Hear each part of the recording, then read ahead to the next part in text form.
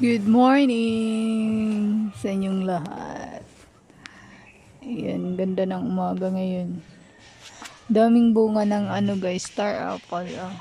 Kita nyo ba yun? Daming bunga. Yan oh. Parang may piyesta.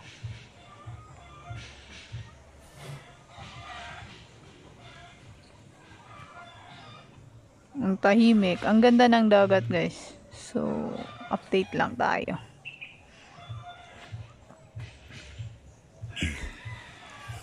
Diyan kami, yung nakikita nyo may washing, dyan ako sa gabi mag-iigib. Pero pag sa umaga talaga dun, ang layo no. So dyan ako nag-iigib. Yung hose nakita nyo, yung may PVC. Yan, asan na yun? Basta may PVC guys yan.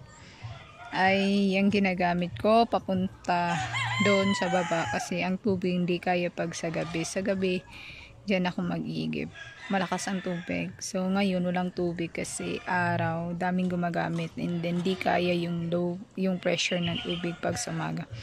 So pag umaga talaga doon. And dito naman, yan.